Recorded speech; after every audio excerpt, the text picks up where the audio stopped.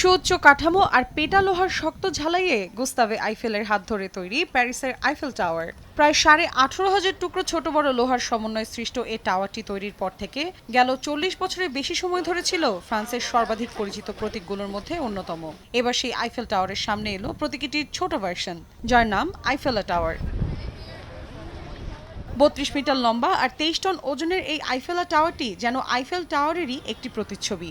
Replica টাওয়ারটির নির্মাতা Philip মেইনড্রন তিনি জানান, আইফেল টাওয়ারের একটি বাচ্চা থাকবে অনেকদিন ধরে, এমনটাই স্বপ্ন ছিল তার। আর এটি নির্মাণ করতে সময় লেগেছে প্রায় 1 বছর। চ্যালেঞ্জটি ছিল শিল্পের কাজকে সাবধানতার সঙ্গে সম্মান করা।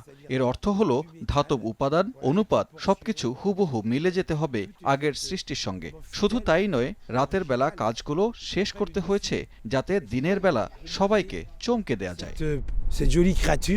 নগদ পেমেন্টে পাচ্ছেন কোটি টাকার BMW, ঘন্টায় ঘন্টায় 100% ক্যাশব্যাক। 3,900টি বড় এবং 9,000 ছোট ধাতব টুকরার সমন্বয়ে গঠিত আইফেল টাওয়ারটি সর্বসাধারণের জন্য উন্মুক্ত করে দেয়া হয় 1 এপ্রিল। আইফেল টাওয়ারের পাশে আইফেল টাওয়ারের উপস্থিতি দেখে বিস্মিত হয়ে যান সবাই। আগত দর্শনার্থীরা ভেবেছিলেন এপ্রিল ফুলে তাদেরকে বোকা বানাতেই এমন কারসাজি করেছে স্থানীয় কর্তৃপক্ষ। একটি শিশুর আচরণের সঙ্গে মিল রেখে তৈরি করা হয়েছে এই বেবি আইফেল টাওয়ারটি, আর তাই প্রতি 10 মিনিট পর শিশুদের মতো কান্না করে চমৎকার এই প্রতীকটি।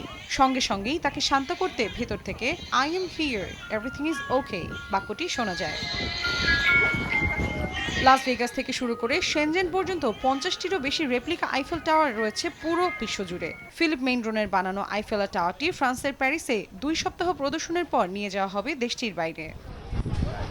মৌসুমী সাথী, সময় সংবাদ।